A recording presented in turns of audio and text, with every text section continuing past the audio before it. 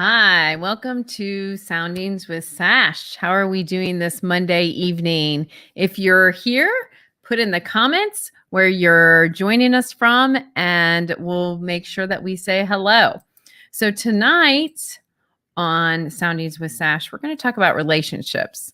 We're going to talk about one of the key things that makes a relationship, right? So vulnerability is a big thing about when you're in a new relationship, as we go forward. And I have a wonderful co-host tonight, Jayson Mair, relationship coach. And welcome, Jayson. Hello. Hello, Miss Sandy. How are you? I'm good. Nice to see you.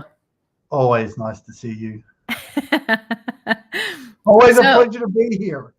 So, Jayson, tell me where you're joining us from, and tell us about your relationship coaching. Well, I'm in Melbourne, Australia, down under, right down under. And but most of my coaching is all online. So it doesn't matter if you're in the US, UK, Australia, New Zealand, whatever. And my main forte, my main client base are usually women between the age of 30 and 55, because they're the ones that want to do the work. Some people say, why do I not work with men? I work with men. They want to put the ego. Speaking of a man, Mani has joined us. Hello, Mani. Oh, there we go. Nice to see the main man in the house. How are we, buddy? And hi, Lynn, my cousin in Florida. Nice to see you, Lynn. So women between 30 and 55. So why is it that women want the coaching, but the men really don't? Or how does that work? No, look, there are some men that do, and I will work with them, and that's fine. But there's a lot that I don't always end up working with, because unfortunately, it's pointless going to someone for help and then telling them that you have the answer you already know. So if you're working with someone, it's like a doctor saying, well, your symptoms show that you have this. Yeah, I know. Okay, so why have you walked into my office wanting help with why you're sick? Where I find women are more willing to do the work and sort through the relationship. And it's a lot of women that will reach out when it comes to couples, when it comes to relationships. And then when the relationship ends, they will then go off and want to do the work to better themselves. And look, I'll work with anyone that wants to better their situation and better themselves. But unfortunately, there's a lot that don't. It's either ego gets in the way, or they need to have the feeling of being right, instead of being, have everything sorted. And it's just, it's not about being right or wrong. It's about, let's get to the bottom of it. Let's find out what's happening. Because a lot of the times it's not just, I was watching someone before who was saying that, it's not about, if you're blaming everyone else and not yourself, well, then you're never going to grow. And I 100,000% agree with that, because at the end of the day, someone can do or say or be something towards you, but it's how you allow them, how much impact you allow them to have on you, or how much, someone can't abuse you if you go, no, sorry, I'm out of here. Right? Well, no, but they wouldn't. Would they really be coming to you? And so, Mani, he's representing your testosterone and my potentially estrogen-filled audience. Though what he doesn't know is on a Monday night, I usually get more testosterone, don't I, Jayson? Marty's a good example of someone I would work with, because he has done the work on himself. He is willing. He's one of the type of the people who's willing to do what it takes to get his situation sorted. We've known him now for a while, and he's a decent guy. He's someone who's like, yep, I've made mistakes. I'm willing to do what it takes. But there's a lot of people who say, oh, I didn't make mistakes. It was because of this situation or that situation. At the end of the day, you've got to go, well, right. But that's the revelation that you need to come to. You have to go over that hump. Like you're like that person, blame the other person. And when you don't take responsibility, and you finally figure out, oh, I did have something to do with that, even regardless, like even in my own situations where maybe the other person was not faithful or whatever, you still have a responsibility in that relationship of some sort. And I'm not saying, that you caused that person to be unfaithful or whatever, but whatever your responsibility was, 50% in there, we still have a responsibility in a relationship. And so we'll just take my situation where vulnerability, because that's what we're going to be talking about. Yes, we it's are. hard for me to be vulnerable. And I recognize that. And I didn't really know how to get over that for a while because of fear, right? So when you're vulnerable, you're opening yourself up. So that's a little scary, right? I mean, and the word vulnerability is a scary word. I mean, you might as well say, hand over the scariest parts of yourself to the other person and say, do as you please. That's kind of what it sounds like when someone says being vulnerable, where if you really sort of break it down, you've got to ask, why do you feel vulnerable about that? Why? You mentioned fear. So I say, yes. okay, I'll ask you now, when it comes to fear, what do you fear when it comes to a relationship and being vulnerable in a relationship? Well, so I guess you can look in a past relationship where you were vulnerable and you kind of shared your soul, you shared your dreams, you shared all of these things. And then that person betrayed you or, it didn't work out with them. So you've left all these things with them and now you don't know what to do with that, and I've been personally in a relationship where when I told them certain things about myself, that was brought up later against me to come back at me in an argument sake. So that vulnerability, you're like, ooh, and unlike in a new relationship, first of all, you kind of just don't want to lay it out all on the table at first because that's scary. You might scare the person off. You'd be like, oh, they're going to think I'm a little too much, I mean, I mean, I think before you even try to get somebody in a relationship, you need to work those places out first, right? I mean, don't you think? Well, you have to, when I said to you, what are you afraid of? What is that fear? If you can get an understanding on what you fear the most, then you can go, okay, now maybe I could do something about it. So, okay, if when you say, okay, things you did in the past relationships were used against you, then I would say, okay, so if it was things that were used in your past relationship, we'd explore what things was it because you opened up to them that it was used against you, or was it other circumstances and that person then just going, all right, well, now I'm just going to pull this out because I feel like I'm losing, so now I'm just going to go deep and pull that out. So it comes down to, we give everything a reason. So when something happens, we might say that happened because of A. A lot of my experiences when I sit down with someone, I go, okay, it's A. All right. What other reasons could have happened? Yeah.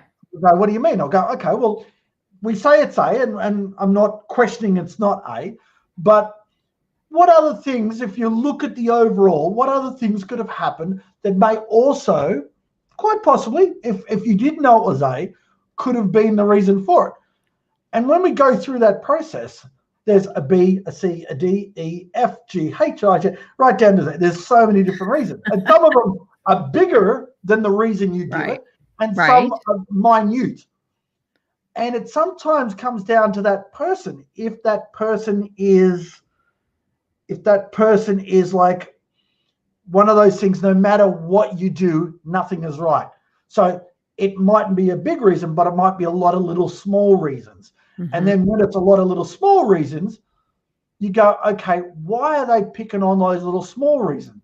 Obviously, it's something they have an issue with. So right. they're like, well, I can't, she or he's pretty good. They're good looking, they're financially stable, and then you go, okay, and I'll take me as an example. For many years, I would get some of the greatest relationships I had, work on them, and then they would end. And what it was I was a commitment phobe. So what I would do is I would find women that were feeling very good about themselves or low self-esteem or whatever, and I would help build them up to feel good, and then I'd let them fly away like a butterfly. And you're like, Mm-hmm. and then I'm sitting there going, oh, okay. And then the next relationship they have goes so well that they end up getting married and having kids, and not always living happily ever after, but they achieved a lot more with that person than they would have with me. And you sort of go, now, what's going on with that? So like, we've talked about this on your show before, but for people who don't know me very well, I did work on myself and found out that the one common denominator through it all was me. So I'm like, okay, so why do I keep doing this? Well, It came back to, when I did some exploring, it came back to, I was a commitment phobe because I didn't think I was worthy of a loving relationship. I wasn't worthy of someone to treat me right and give me that love that I thought I deserved and wanted. So I would just find them, fix them up, and then go, okay, let them fly and help them. Oh, goodness. But not help myself. So that was my reason for me doing that. So then when people do it and they're afraid of being vulnerable and whatever, we've got to explore why they feel that way. What is the fear? Because, all right, you and I discussed before we started the show, we sort of said, okay, you go on a date, you don't want to lay it out in the line. But if there's something you think that may or may not scare the other person off, my question is, do you want to waste time on wasted dates with different people, or do you want quality dates and you want it to go somewhere, and you want less dates because you think, well, if I only have to have 2 or 3 dates to find the right person, great. Don't start it off on a lie. I'm not saying don't pour everything out, please pour everything out on the road. But for example, I don't drive right now. It's not that I don't drive. I can go hire a car. There's a place 2 streets away. I can just go order it on my phone and go pick it up. Because I live opposite a train station, and with my work, it's easy to get to work. I don't need a car. I don't want to have to pay for the rego and all the other stuff. My original car had died. What's a rego? Just curious. Yeah, a registration. Okay, a rego. Oh, got you. Okay. Sorry for the Australian term. Registration. I was like, a Red Joe? Who's Red Joe? Sorry. Registration, insurance, tires, mechanic, all that sort of stuff. And I sort of think, okay, well, I can go get a car. I've got the money there. But what do I need? It's going to sit in the car park half the time because I can get the train straight to work. It's not. Now, for some people, you would say that and they'd go, you're afraid, I don't want to say that because then they're going to, well, if he doesn't have a car, he has no money, he doesn't have a job, he sits at home playing PlayStation. But no, I will say over here, that's our first question. What do you do and what kind of car do you drive? Exactly. I mean, we don't, I don't. I'm not that type of girl, but there are girls I know that are that type of girl that want to know that. Yep. So I would say I don't have a car at the moment. I don't need a car. I get around fine. I use Uber a lot. Actually, it works out over a 12-month period. It works out cheaper to do it that way than actually own a car. Right, because the insurance, tires, maintenance. Because I would be like, well, how are you going to pick me up for a date? Well, I'll get on the app, pick up a car, and I'll hire a car for the night. No issue. If it starts I need the car more, then I'll go buy a car. But that's you being vulnerable. So right off the bat, are you upfront about that in the beginning? I'll sit down at dinner and go, hey, by the way, I have no car. But if it gets into the conversation, I'll go, right now, I'm not using a car right now. I have cars I can use, and I get them anytime I need. but I don't own a car because it doesn't necessitate a car. But I'd rather say that up front and be straight with them and say that than say, oh yeah, that's sure. Have you ever had anybody like back off and go, oh, okay, well, that's not good or whatever? No, because it's only been this time. No, I did it a couple of years ago. I gave my car to my dad a few years ago because his car had died and I was moving and where I was going to, I didn't need a car at the time. So it was 2 years without a car. And a couple of times there was one person who went, oh, I need someone who has a car. And I went, I've got a car. I just don't own a car and I don't need to own a car because I will get you. I'll be able to pick you up. There's no issues with that. And no, you will not be driving me around. But you've got to be clear on what you want. And that's where the vulnerability is a fear. The vulnerability and the fear is you're afraid that person might like you. If they're not going to like you for who you are, let them go. It's better than making them believe you're one thing when you're really not. Because they're going to find out sooner or later.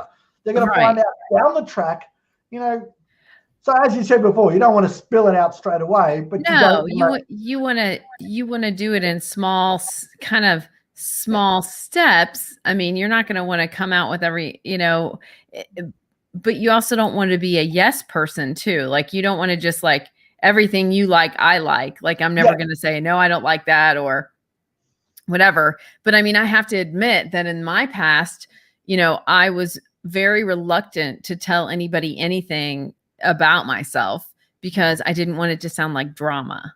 Like I didn't want to come off as the girl with drama. I didn't want it to be expressed as, oh, she's one of those that has this like, crazy ex, story or whatever. And I wouldn't tell my ex story for a little bit. I wouldn't go there because I didn't want it to come off as drama.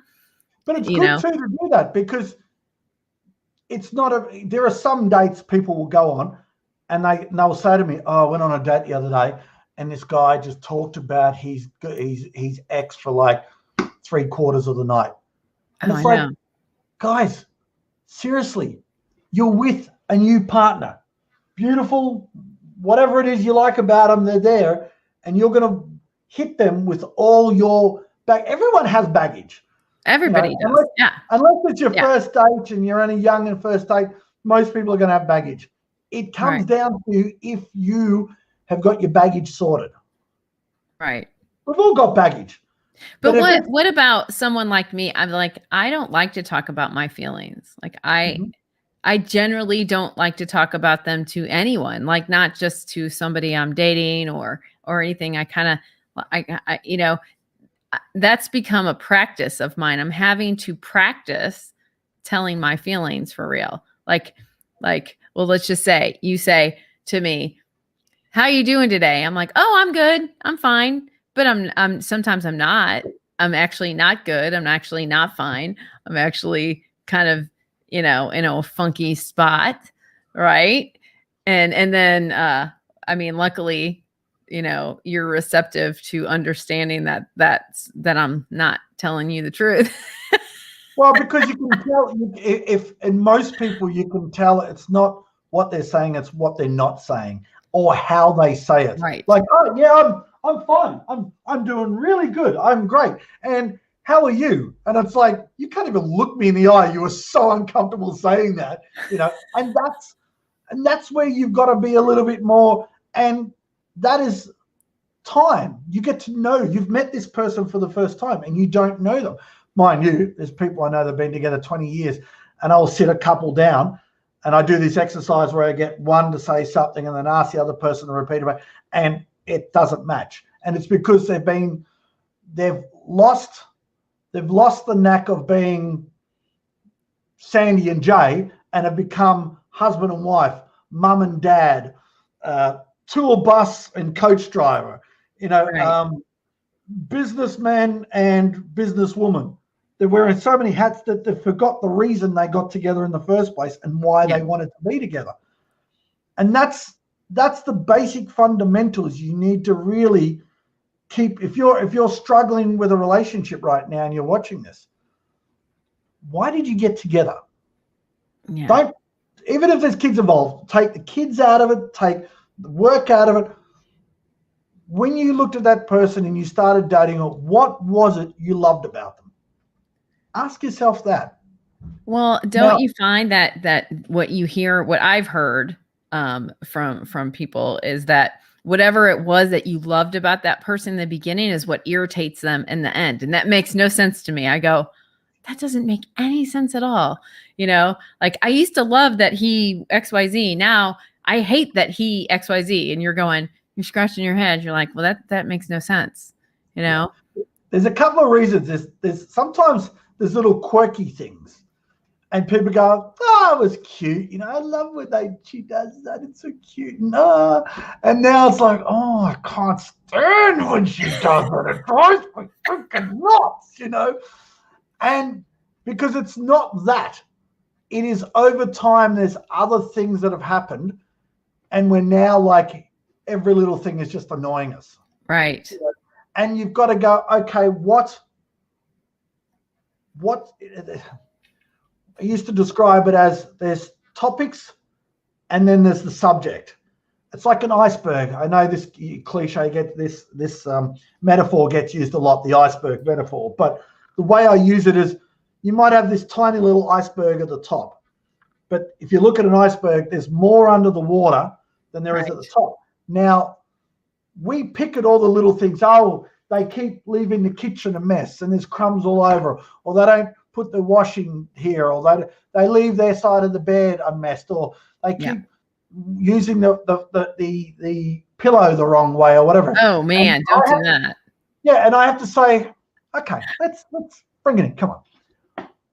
What's really going on? What's happening? What do you mean? Well, he just annoys me, or she's just driving me nuts. And I'm like, no. Not, turning the dishwasher off or leaving a couple of crumbs is not the big issue.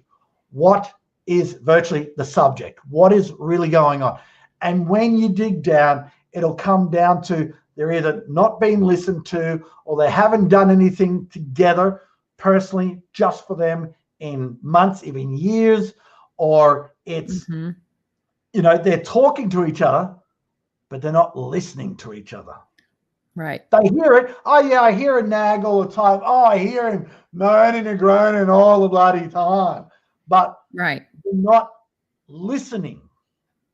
Well, don't you find and we were talking about vulnerability at first on what you should share, what you shouldn't. But after you've been together a while, there are some accounts that you add up, like some hurts that you get, some criticisms that come through in a relationship. And when you don't talk about them and you don't communicate that hurt you keep that account in your heart. Yeah. And so therefore, when it comes to a time where you really need to say something important, you don't. And then you push it down, and then that's what happens. Then, you'll see this couple and you'll be like, oh my gosh, they're getting divorced, and it was because they weren't open enough and weren't vulnerable enough throughout the whole time. I think it's a little bit like what you said before. You don't want to sound like, it's a drama. But at the same time, there's a difference in drama and a difference between freaking drama, right? You've got, if everything's a drama, like, oh, my family is this and that, and it's like from day one, you just go, yeah, look, that person really needs to sort their luggage out. They need to get their baggage sorted and get it all. And you're always going to have some sort of drama, especially when it comes to family. There's always someone interfering. There's always someone who has a different opinion. There's always someone who thinks that you could do things better. But at the end of the day, that's that. But they think, if I tell them about this or I talk about that, it's drama. And it's like, there is your fault. You have a little situation. It might be something they say. Now, you and I have discussed this with a few clients and stuff like that, where it comes down to there are certain things people say that trigger them. They're triggers. Yeah. And you go, okay, what's triggering? Oh, well, the way he says this or the way she says this. And I go, now, tell me, what do you mean? Oh, they say this. And I go, okay, has anyone else ever said that to you? And it's usually an ex that didn't go well, or a sibling or a parent. used to say, oh, you're looking at me like, don't pull that face. And it might be a dad or a mum, which has been with them since they were a kid. Right. And soon as someone comes along and says that, you're like, oh. Or it might be their favorite song. You, for example, I know you've said there's been one or two songs you're like, oh, yeah, that reminds me of, right. Your ex. And it's like, okay, I'm aware of it. I'll make sure. Even though I think I did that a couple of weeks ago for you. And I went, oh, it's probably not good. So, but if you're aware of that. It's a Richard Marx song, by the way. It was a Richard Marx song. Yeah. Which one? Missing You. Missing You? Richard Marx? The Right Here Waiting song? Is that the one you're talking about? Yes. Oh, okay. No, I don't think I ever played that. I don't think I've played that. No. It was the Leave Your Hat On song. I thought you had an issue with that. Anyway, we're going off track now. But I digress. Sorry. Richard Marx is great, though. But I do love Richard Marx, but just not that song.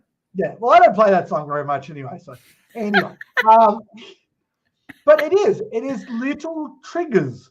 Now, if you say, look, and be honest, this is the vulnerability. You should be saying, I just want to give you a heads up. I really can't stand that song. So yeah, it's nothing personal. Yeah, it's not you. It's nothing personal. Band. Might be a favorite band, but just You need to start. I feel like play that don't go, oh, I'm going to play that. And you've also got to have the communication of going, I'm going to be open with you. I'm going to tell you things, but under no circumstances, we do not use it in an argument. We do not, because if it's the first time you use that in an argument and you pull them up and go, okay, I did ask you, do not pull that up in an argument. If it's something that's happened in your relationship, discuss it, get it sorted out. Don't go to bed without it, brewing. I mean, I know there's people say don't go to bed after an argument, get it sorted. But sometimes you're both tired and it's hard to deal with it right there and then. If it happened at the end of the night, maybe you just say, leave it alone. Sorry, let's discuss this later when we're not tired. It's not the end of the day. And we can get that halt theory. And discuss it. But discuss it. Don't leave it for weeks. Don't leave it for months, because that is the little thing that's going to add to this, add to this, add to this, add to this, add to this. And then at the end of 5 years or 10 years or 50, it's up here. Yeah. I actually was irritated that my ex was eating popcorn. Like all that stuff had built up so much that I just couldn't even stand the sound of them eating popcorn. like I wanted to kill them. I've heard that eating popcorn. I was just like, stop eating the popcorn. But that wasn't what the problem was. No. The problem wasn't him eating popcorn. At the time, obviously the problem was he existed. and I was like, I'm done.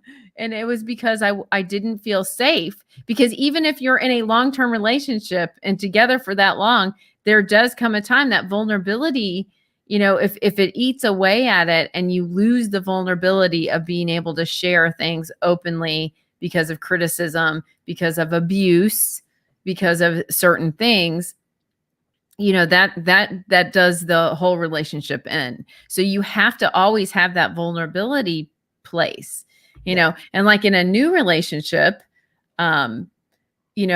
it's hard to open up about those feelings, but let's even talk about the physical intimacy vulnerability, because I know of many people in my age group, you've gotten divorced, you're no longer with the partner that you had children with. Okay. So there's those areas where women tend to feel a little more self-conscious about their bodies. Yes. And so as far as sex is related, not sure you even want to do that, because that's really opening you up for vulnerability. So what do you think about that? Because that is a struggle. Like, that is something that is really difficult to do. And I know because of a lot of my friends groups and women I've known and counseled over the years, is that's where alcohol comes into play. Alcohol is what is like the anesthetic for them not to feel vulnerable and to, I mean, honestly, that's what I've heard. Like they go out and they make sure they drink a lot of wine or whatever to get past that weird fear and vulnerability. And what do you think about that? I totally agree. I had a client a few years ago. For 8 years, her partner had never, 12 years, had never let their partner see them without makeup. They would wake up 15, 20 minutes, half hour before their partner woke up and go and put makeup on and wait till they've gone to bed and turn off the light. They had a dark room with heavy curtains so they could turn the light off, remove the makeup, and then go to bed. Because, and I was like, wow. And we had to go through and work out what was behind that. And it wasn't just she just didn't like the way she looked. There was trauma from many moons ago. And then when you talk about vulnerability, then there was an ex before that would bring up certain scars or marks on her and bring it up in inappropriate times, like not inappropriate times, inappropriate circumstances. Right. And like in a group of people or something. Like used against her. Right. And it so was how do you know when to trust somebody with that vulnerable places? I mean, what is it that we can use to gauge if that person is trustworthy for us to even go there? I mean, what signs should we look for and do we see to be able to trust that person? I mean, you will have a level, you will have, without sort of sitting there thinking about it, but when you sit down and think about it after I say this, you will have levels of vulnerability. There'll be things that, like surface levels, you go, all right, I'm just going to say, you'll get in a conversation and you'll think, I'm just going to let this slip out because we're talking about this, so I'll let this slip out and I'll say it. And you go, oh, that was okay. They were all right with it. They went, oh, I don't have an issue with that. It might be something weird. It might be like, I don't like driving or I can't drive a car. I mean, when it comes to driving, I know a lot of people don't like to say they drive an automatic car compared to a manual. Right. And even myself for years, I had an auto license. I'd driven a manual, but because I already had a car when I had my license, and kids and even teenagers that you say you got an auto license, oh, you can't drive a manual. So I would never say it. Oh, wow. And then years later, I got my license changed over to manual and I'm like, there you go, it's manual, happy now. And they're like, can you drive one? I went, yeah, I can drive one. And I drove one. I'm like, oh, okay, you're actually all right. I'm like, exactly. So sometimes we have a level, and then there's other things. It might be a personal thing. It might be you and I are a part of a private group at the moment that do videos. And one of the women on that talked about she worries about 2 of her scars. Now, she's been married for quite a few years, and she always is paranoid about a scar she has, sort of near her neckline and on her chest because she's had major life-threatening surgery. There's a lot of cancer sufferers who have, scars and that. Right. I know quite a few with breast cancer. They have those scars. Yeah. Yeah. So they're not going to go, hey, I got a big breast cancer scar underneath my boob or anything like that. But you are going to have levels. You're going to go, okay, well, I don't know. Like I'm not a big jewelry person. So some jewelry just like, don't buy me jewelry. And sometimes I'm not going to say that straight away, but I'm going to say that reasonably early. And I'm going to pick a time. So you pick a time when you have conversations. If you're having deep conversations and talking about different things, getting to know each other, it's going to come up. And you're going to go, I might just slip this in right here and see how that goes. Oh, that went okay. Right. And just start small. Small. He and she hasn't said anything. Okay, cool. And then a couple of months later or a couple of weeks later, you might be on that and go, oh, well, I have to admit, I'm like that. I'm not like that. And they're like, really? So am I. I'm like, great. And obviously, also, you're worried about the so am I. And they're like, okay, how many so am I's as you said? Right. Am I, Yeah, am you I have to fall into that. copying? You have to be careful not to fall in that trap too. That the other person wants to be a chameleon, like with you. Don't do that. Don't do that. Right. You might go, I'm not like that, but I appreciate you liking that. I get it. I don't like it personally, but Right. I get it. I understand it, and I will respect that. Nothing wrong with that. You don't have to, because later on, if you say you like something, they like it, they're going to go, hey, you know that band you said you liked that I like? They're playing down the road. You want to go? And you're like, oh, really? Really? Are they? Oh, well, depends if I'm working or not that night. But you work during the day. Oh, sometimes we do overtime, sometimes I'm working till, well, the concert's not till 9 o'clock. Oh, sometimes I work till midnight, look, I don't, I've got a belly bug. I can't make it tonight. You need to be honest. Yeah. Be honest. And be honest with your vulnerable. I mean, okay, so say you divulge something like really personal, you're very vulnerable about it. I think it depends on what you think about as you're sharing that, because what is going to be the outcome? Are you going to die if you tell the person and they don't receive it well? No. Will it hurt your feelings? Yes, maybe, but it's not the end of the world. Like, you can get through it. Like, so it's really important to work on in here and boosting your own self-confidence, so that if it doesn't go well, or if so that you have that confidence to be able to say, okay, well, they didn't really like that I said that, or they don't, that they know that about me now. Oh, well, Yeah. I mean, nothing bad is going to happen at that point. Like you shared something, it wasn't received well. Okay. Move ahead, move forward, because, that person, if they judge you, then they're not the right person for you anyway. If they're going to be negative about whatever it is you shared with them, they're not the right person for you. Keep it moving, move on. Don't stay there, because they're not the right person. So, and trust me when I say this, you might sit there and think, oh, but they're really nice, and they've probably been the best person I've been on a date with. Maybe I'm being a little bit too picky. No, first, you're not being picky, you're being selective. Right. Be selective, because you don't want to, and I know what the reaction I'm going to get right now. You don't want a pair of shoes that are not going to fit and give you blisters and stuff like that. Because what happens is a lot of people go, but they're great. They look fantastic and they kiss great and everything else.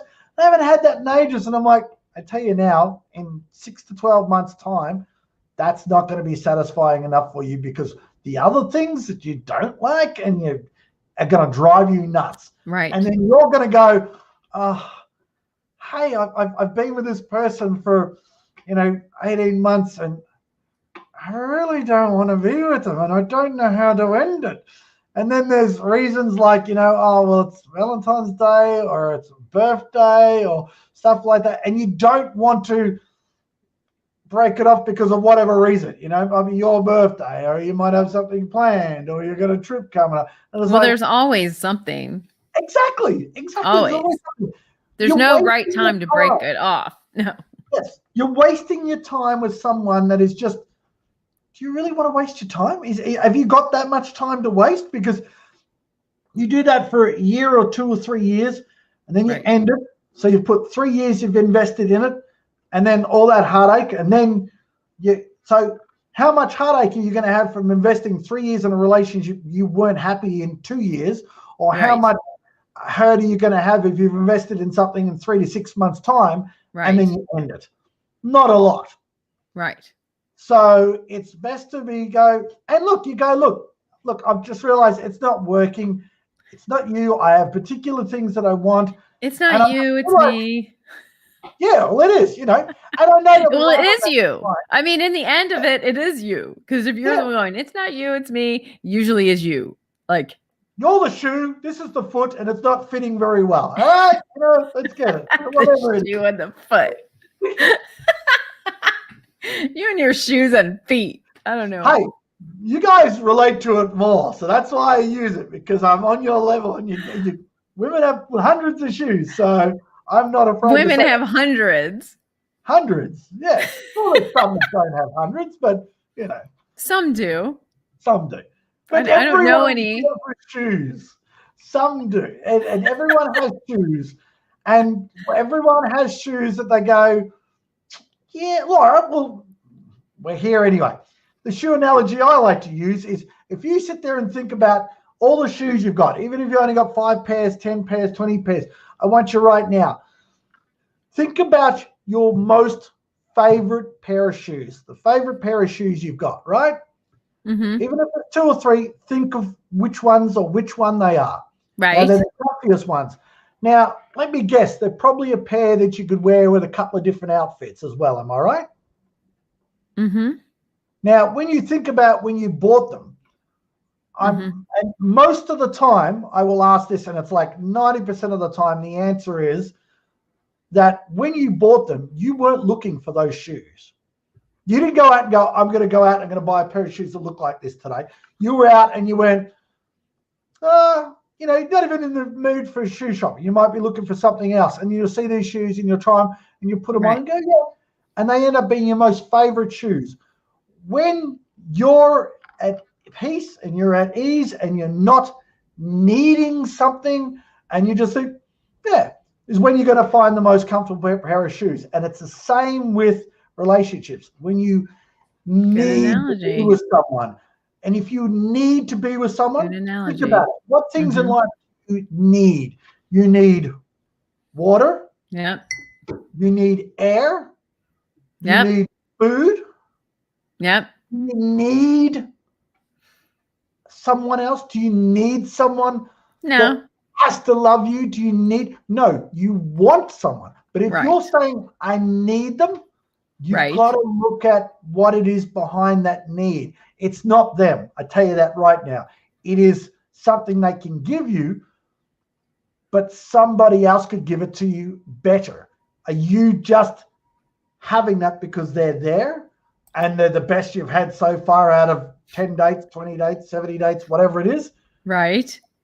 Or is it you're that low down in life, or your self-confidence or self-esteem that you're just taking anything? Because if that is the case, it ain't going to last, and it is going to be a horrible relationship, and you're going to be in something where you're just going to, they'll do that. That's, that I love them. And it's like, you love what they give you. They love it. And you can see, because it's people who go, I love you. I love you. I love you too. I've got what I need now. And it's like, what are you doing? Are you saying it because you do love them, or are you saying it because you want them to say it to you? Right. You're saying it to get a response. Yes. Exactly. Hi, Amy. Thanks for joining. Amy, how are you? Thanks for coming. Yeah. And that's you're not doing it to give, you're doing it to take. Exactly. Right. Exactly. Right. So, and that's not a good place to be. It should be an added bonus, that they say it. And then so what if I'm a total person, I just don't want to open up, I've been hurt, I'm not even at that place. I don't think my personal opinion is you shouldn't even be going on that journey of trying to get into a relationship. You have to build that place up in yourself first, right? Yes. I mean, totally agree. Totally agree. But a lot of people are like, oh, that's going to take too long. But what if you find somebody that you like and you worry that they're going to be gone before, and so you rush into it because you're worried, because I've seen that happen a lot. Like they're worried, they're so worried and focused on that they're going to be single for the rest of their life that they rush into something because they did find somebody that they kind of liked, and they like hurry up into something. How do you repair that? I mean, repair it? Oh. The damage is done before you get in there. It's sad to say, because everything is rushed. And sad to say also, it's kind of, it's based on the wrong things. It's based on the wrong reasons. It's based on the wrong fundamentals. Right. That's where you've got to go back to yourself and you've got to go, okay, what do I really want? And a lot of times people will go, well, I don't know what I want. Okay. Do you want someone who doesn't work and sits around playing game consoles 20? Oh God, no. Okay. So what's the opposite of that? Oh, well, I want them to work. Okay. There's one thing. Do you want someone taller, same size? Oh no, I don't want anyone shorter than me. Okay. Right. That's fine. Now, some people go, well, that's being a bit picky. No. If you're not comfortable with somebody shorter than you, you're not. You're right. If you really can't deal with that for whatever reason. And look, there are some things you might say, well, I don't want them, this size or this hair color or this age or this unique nationality or whatever. Fine. But you've got to ask yourself, what's that based on? Is it just based on your ex? And I bet we could find there's other reasons that go against you going with that. Just because your ex was like that doesn't mean that everyone else is going to be like that. So you've got to sort of go, okay, what's behind that? There's a lot of exploration, but if you get down to your basic fundamentals and understand what you want and who you are as a person, it makes the job a hell of a lot easier. You're not rushing into things. You're happy to be yourself, but if someone comes along, it's an added bonus. But you don't. That's what I've always said. I want an addition, not a subtraction. I want an addition, not a subtraction. I want to fix anybody. My old line was, if you're a fixer upper, you got to keep on going down the road because I don't have the tools. I used to say I'd rather be happy and single than with someone and unhappy. That's right. Because at least then, if you're happier and you're single, you have the bed to yourself. You do as you please. You do whatever you want. You go where you want. You don't have to answer anyone. If someone comes into your life with that, it's an added bonus. They enhance your life. You enhance their life. Right. It's great, but it's not all about them. You want to know why when you end a relationship, you go, I just don't even know who I am anymore. It's because you've lost your identity and become too much that, and not two individuals that are working as a team. You've just become one, and that's sad. And it is, because too many people then go, well, I don't know what to do when, they've gone away for work. And what have you been doing? Oh, I've just been sitting watching Netflix. Yes, I watched a really good show on Netflix. They've been away for 3 weeks. Yeah, I watched a lot of Netflix for 3 weeks. Did you want to go out? Oh, I don't really have many friends. Why? Oh, I lost a lot of them after I got into this relationship. Why? Oh, because I spent 99% of my time with this person and no one else. Right. Well, we definitely don't have that challenge. No, we certainly don't. That's not something we have to worry about. Anyway. But that's where it is. You've got to, no matter what it is, you've got to come down to really knowing. And look, the work to get to understand who you are and get to really know yourself isn't as much as you think it is. If you work with someone, I feel like we do. It is good to compromise and have concessions about doing the things that your partner likes to do and things, but that doesn't mean you need to turn into them and they don't need to turn into you. That's exactly Compromising right. is great. And hey, like me, I love baseball, and luckily I know somebody who loves baseball. So I'm not saying I've got baseball playing in the background either, but except for he likes the wrong team. But anyway, besides that, I don't know if he does or you do. Look at what's Monty saying? They laugh together knowingly. Because he knows what's going on. So yeah. So find that, and that's the thing is that was a part of my criteria of who I was going to like, is somebody that liked baseball, somebody that was tall, that somebody likes to laugh, that somebody has a great personality. So I feel very Stop. And Monty likes your San Fran bridge behind you. But anyway. He loves this. Yes, your San Fran bridge. Every time But I look at anyway. it now, I think of Marty because I remember the videos he puts up of San Francisco Bridge. San Fran. It's like, Marty. Yeah. So anyway, the vulnerability piece, and I'm just going to be vulnerable here to talk about this, is that I had to become vulnerable. But what's really been cool about, our situation, us getting to know each other, is I was able to be vulnerable emotion wise and not have that physical intimacy piece to cloud it. And I have to admit that that's been easier, in just talking about long distance kind of things. If you guys are in a long distance relationship, it's a whole different ball game. Yes. Whole different ball game. It's not for the weary, for sure. But because honestly, it's easier to be vulnerable with somebody, I think, in a long distance relationship, because if that person just all of a sudden was like, okay, you're just too much, I mean, they can end it and you're not ever going to see them in the same town, I guess. Yeah. So yeah, you're not going to bump into them while you're down at the shops getting some groceries. That's right. I guess that's kind of easier, but that's not the reason to have one. I'm just going to tell you.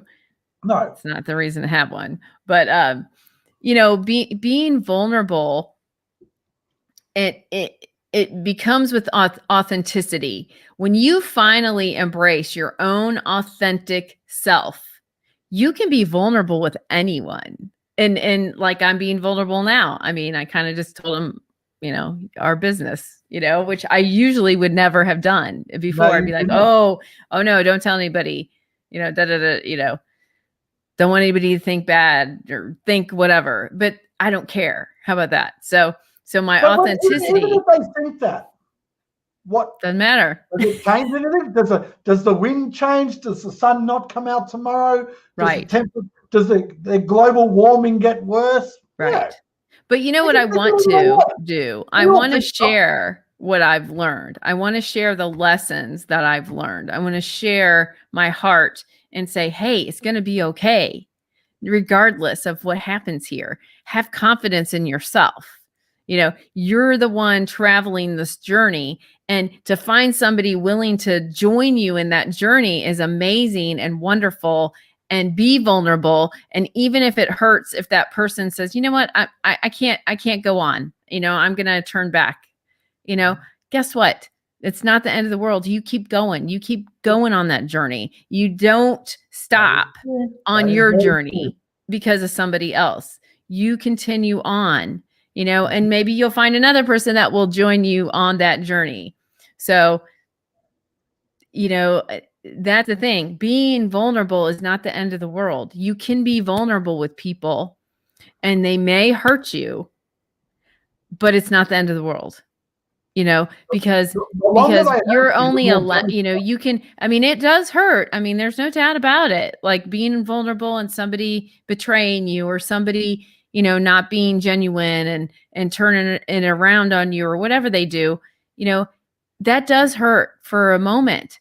But take that moment to take that hurt and then turn it around and say, you know what? That's a shame that person couldn't go on this journey with me ahead. Yep. And wish them well, bid them adieu, and then wish them blessings. And that's all I have to say about that. So. Yeah. That's true. Because the oh, hey, Nora. It just happens. Hi, Nora.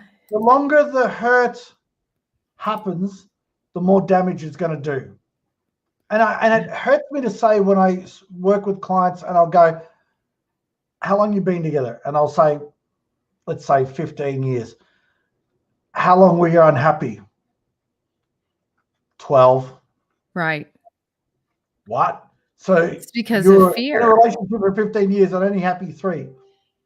It's because of fear. It's because of fear of what other people think, fear of letting yourself down, fear of letting the other person down, fear of letting your kids down, fear there. It's all fear based. So once you take the fear out of that and go, you know what? I have to think about my mental well-being, because really it will affect your mental well-being. It isn't just your heart. It isn't just, your soul. It's your mental well-being, and that affects everything else. Then your physical well-being goes down. Like me, who was unhappy in a place, I gained a bunch of weight being unhappy. I was pushing it down, like not dealing with it, but physically on the outside, you could tell. You'd be like, oh, she's not dealing well, because she's not taking care of her physical body, and I wasn't taking care of my mental health either.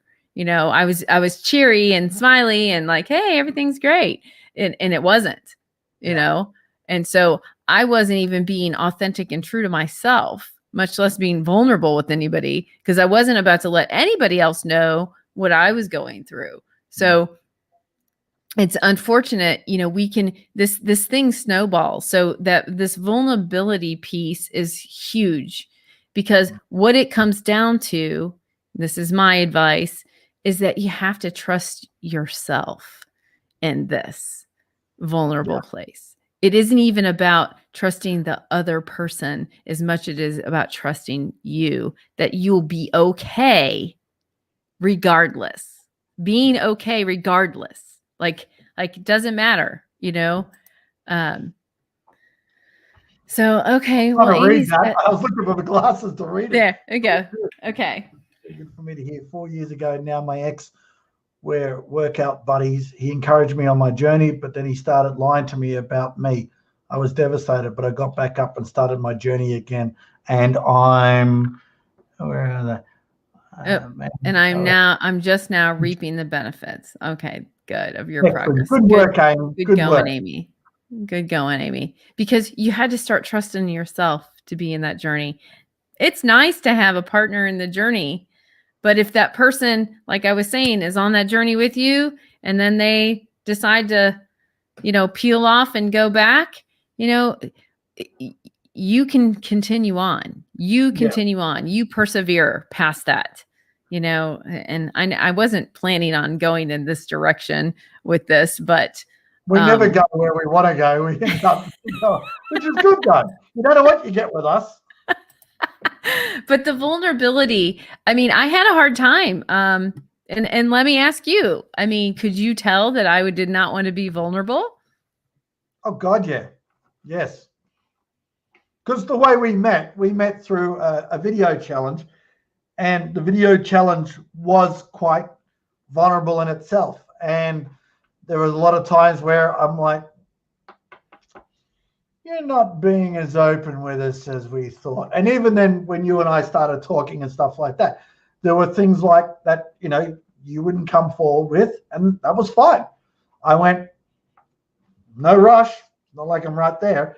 And and that's what probably the advantage of the distance was. We actually had to get to know each other by asking questions and in a way, it's probably better than a lot of relationships the way they go, because a lot of the times if you're in the same town, it's all about the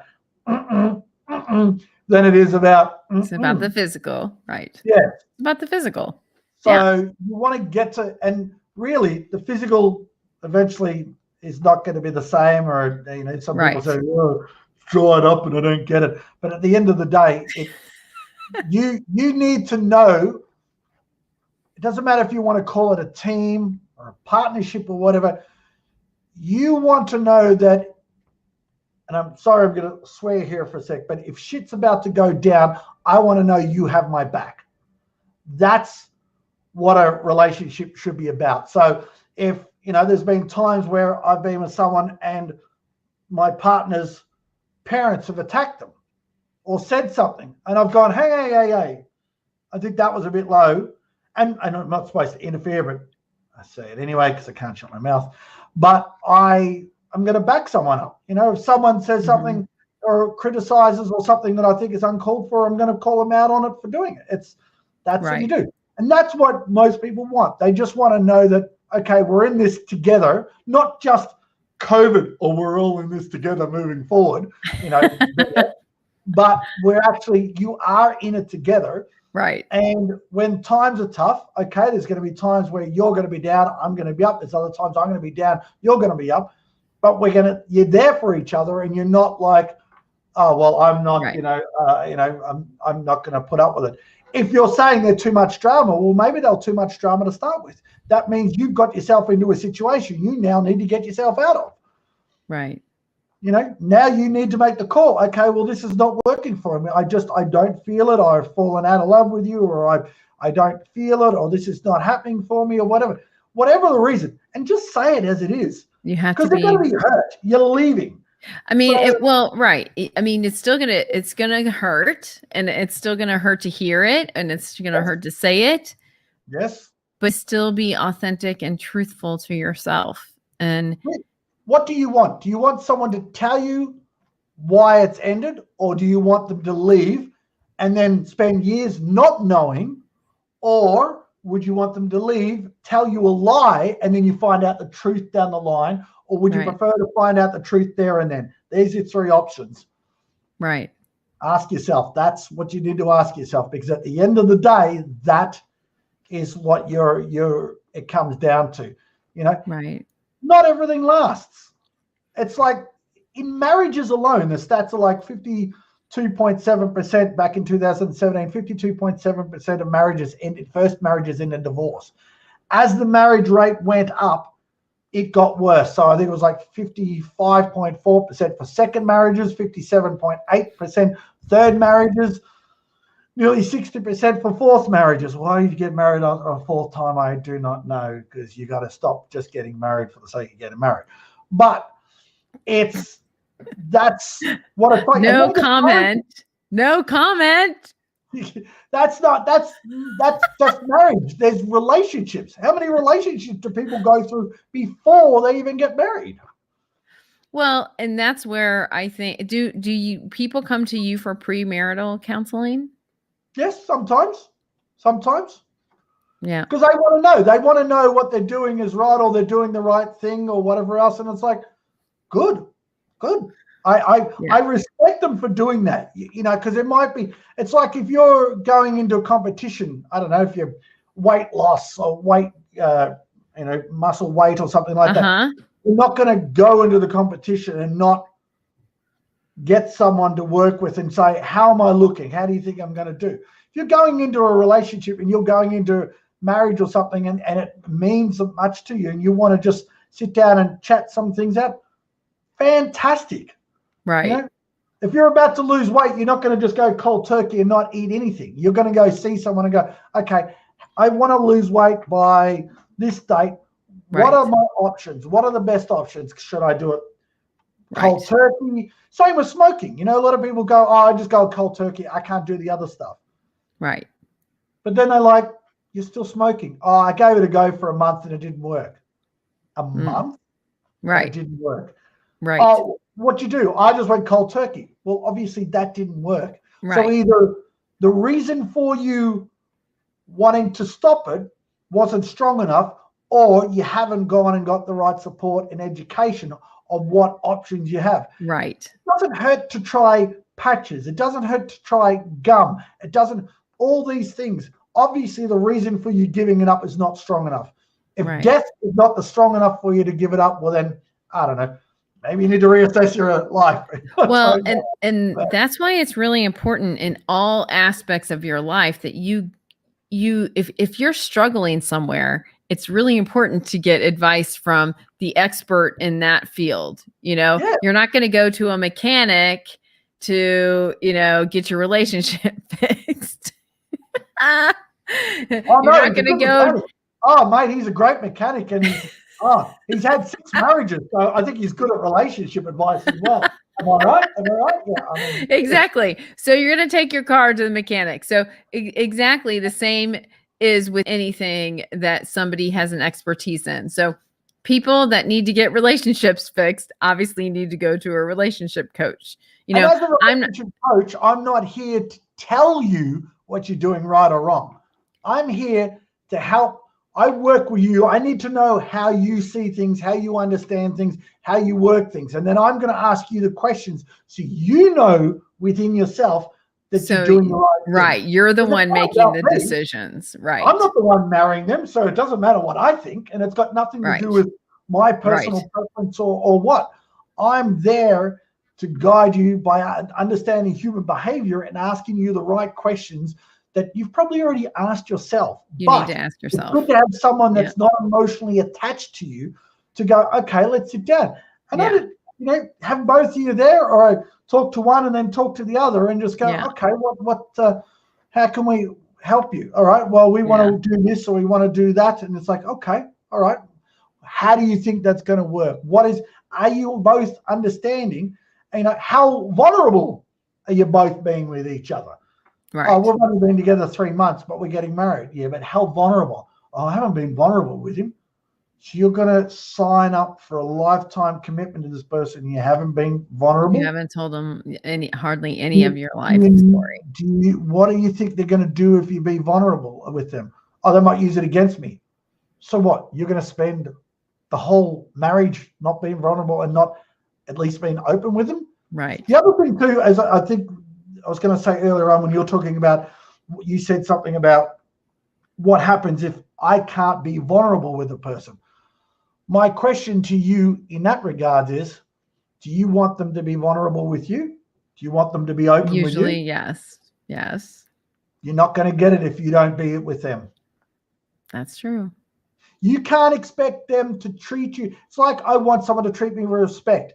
If you're not treating yourself with respect, you want them to come into this relationship and treat you with respect, even though you abuse yourself. And I'm not saying you, but that's the mentality. If you listen to it, I want someone to love me and respect me. Okay, do you love yourself and respect yourself? Oh, no. Oh, so you don't want a relationship. You just want someone to come in and love you and respect you because you can't do it yourself. Right. Do you see how it sounds? Yeah, And I'm not about how it sounds to other people, how it sounds to you, because it's got to sound right to you. That's right. You're the one. You're the one making the decisions. You're the one controlling the ship. And I think we default to the other person sometimes. We let them lead it. But it's really your decision too. So there, Monty's asking a question. Marnie's in there now. What are your thoughts about how long two people should be together before making significant next steps? Significant ones. Oh, what is happening? Significant ones. I don't know. we might be a little biased, but look, Marnie, my suggestion is you've got to spend enough time with them that you feel you know them well enough, and not just physical time, but you've spoken for ages. And I mean, okay, the first couple of months we're always wanting to talk to the other person and everything else. But yeah, we know about that. I think Bill Murray's got the best advice. Well, I don't know if he said the first one or the second. I'm going to give you 2 bits of advice I heard. One was Bill Murray. The other one might have been Bill Murray too. And he said, give your partner a slow computer with the worst internet whatsoever and see how they react. And if you're still happy with the way they react, that's the worst case scenario they're going to go. You're happy with that? Great. The other thing he says is don't get married. Go and travel for a month or a couple of months together, where you're driving together. Make sure you're traveling. Yes. You're both out of your comfort zone. You're in another country, another place, and see how that works. See how that works. And I think that'll answer your question. No. So, but listen, you have to get to know the person enough. I don't think that there's a time. I'm not sure that there's a time limit. I've heard lots of time limits, like 18 months to 2 years. Time limit is in here. Time limit is in here. Right. How you feel, but not just here, but here as well. These got to align. He's from Silicon Valley. I'm screwed. What do you? Oh my gosh. Well, as Charlie Sheen would say, 2.5 men. Oh no, I don't think he says it. I think I think he's made you Yes. say, "You're so Yes. screwed, so screwed." Yeah. And don't let them try to teach you how to do VMix either. Just saying. Just saying. Hey, I never did it. I know. Did it. To protect the relationship, don't let them teach you VMix. That's all I gotta say. I bet Marty's crying with laughter right now. And other people are going, what are they talking about? What's VMix? Is that some sort of dating thing? No, it's a computer program. Don't worry. Long story. Monty, I'll tell you the story later. It's kind of funny. Anyway, you know, no, I think I agree with Sandy. It's not a time limit. It's not a time limit. You've done things together, not just spoken. That's right. Just text, but yeah, exactly. Here you go. Follow your heart. And follow your heart. But follow your heart, but be very smart about it. Use your head through the interview process. I tell you what, have them call up Jayson with a Y. Yes, call me. Let him interview him. Call me now. So that's what I'm saying. And actually, friends and family are not your gauge on if a person is good for you or not. I know that's going to blow your mind, but your family and your friends are not the gauge on if the person is the right person for you. No, because they are biased. They are so biased. They're biased by your past mistakes. They're biased by your mistakes. They're just biased. And so sad to say, it doesn't matter if they're who they are. Yes. They do have, and it's hard to say this, but they do have their own personal gain from it. Even on a subconscious level, they might go, I don't want you with this person because it might go really well. And because they live there, you might move there. So I don't want you to move there. So I don't think it's good. Or, and I mean, it might be the next town. Or, but if they do dig up like newspaper articles that the person's a gold digger, run. But anyway, besides that. Yeah, exactly. Listen to your family if they have documented proof. Yeah. And even then, I've had that happen. No, I've had that happen with some friends of mine. They found out that this person was a documented gold digger. Mm-hmm. Con artist. Yeah. So I mean, Google them. Make sure you Google them. Google doesn't always work. Google can only tell you so much. So, we're just giving advice. I'm just flying advice out here.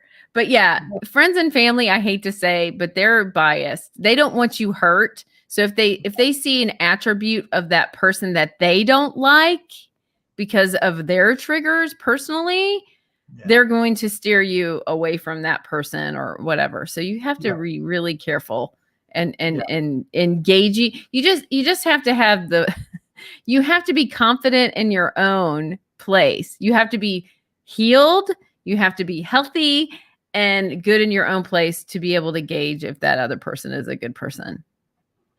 Exactly. I think I gauged that of a good person. We've gone over time. I know we need to go. Oh no. Oh no. You got to go to the gym. I get Someone called me. Be in the gym. So anyway, thank you guys for joining us. Whoever's still on here, we appreciate it.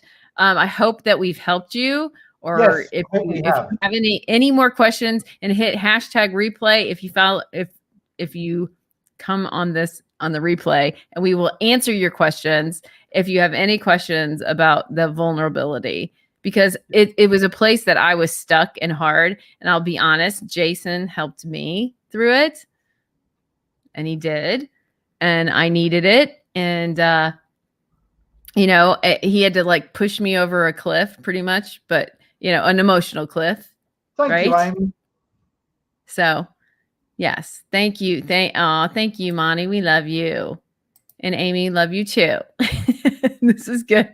But, if you find it helpful, feel free to share it with friends or tag friends in it, because there's a lot of people out there I know right now that are just. Hey, there's a late guy here. Hey, Kenny. Oh, look, Kenny. He said Kenny. Oh no, he said Kenny. Yes. Oh my God, they killed Kenny. He's here. So anyway, well, thank you guys for letting us share and being vulnerable with you too, because I told you some little things that will see, I can't even say it. Vulnerable about myself. She's going And to get so off this afterwards, people, and she's going to go, oh, I can't believe I did that. Oh, I no. can't believe I said it on public internet, I Facebook. know. So anyway, thank you guys for coming. On Facebook, it never happened. Oh, I know. But if you need any further advice and you need a good, awesome relationship coach, I know one. He's down under. He better be here soon, though. But anyway, he's down under right now. So, yes, I'm online. thank You can reach me online anywhere, anytime. All my sessions are online. Ken's already been for a 6-kilometer walk. That's nice. Good for you, Kenny. Yeah, I need to get to the gym. So, you guys, thanks for joining us on Soundings with Sash tonight and with Relationship Coach. Where can they find you, Jayson? With the Y? Or Jayson Mair on Instagram, or it's actually Simplified Relationships on Instagram and Facebook, on YouTube. You said JaysonMair.com? JaysonMair.com. JaysonMair.com. Okay, I'll put it in the comments. JaysonMair.com. There you go. And if you need any life coaching, anything, I'm here for you.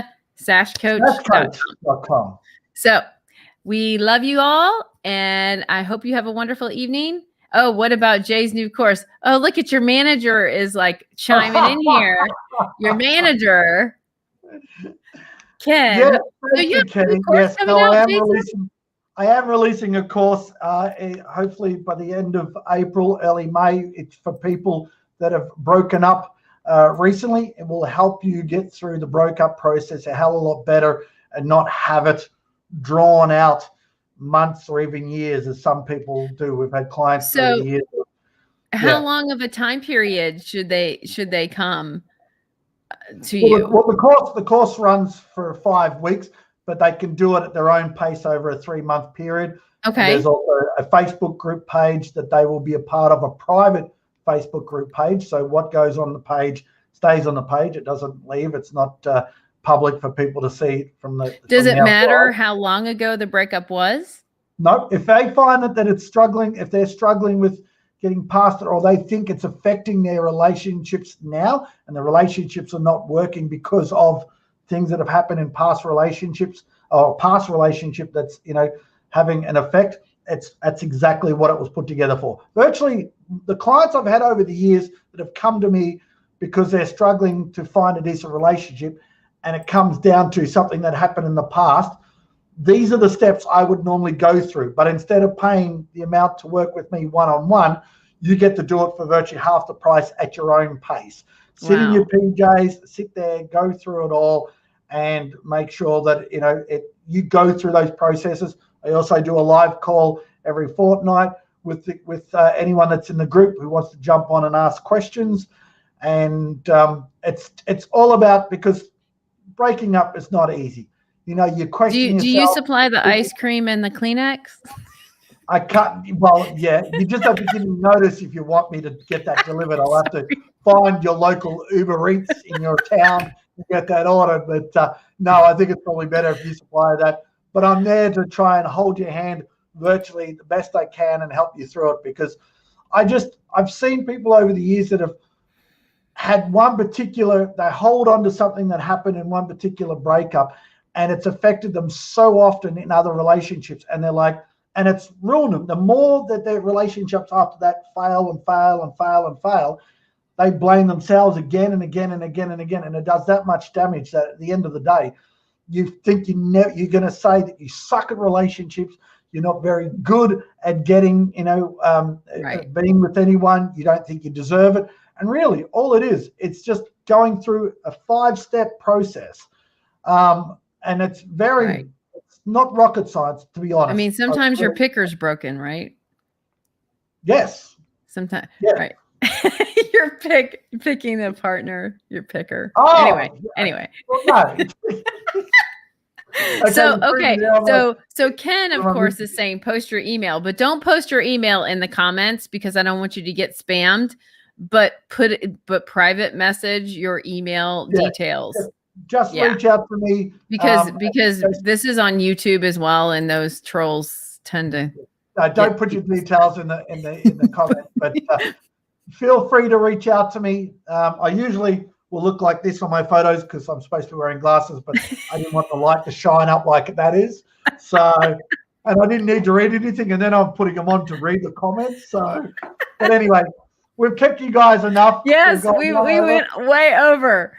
So we thank you. And I'll wash my hands, Monty. Don't worry. I'll wash my hands. I'll be in the hot tub washing my hands. Don't worry. Don't worry. Hand sanitize. Come on, put some hand sanitizer in your hands. Sanitize. Yes. All right. Thanks very much for joining us, guys. Thank you, guys. We appreciate you all. We love you all. We love you all. Yes. Peace out. Thank you, Jayson. Thank you for joining me tonight. Bye. Always.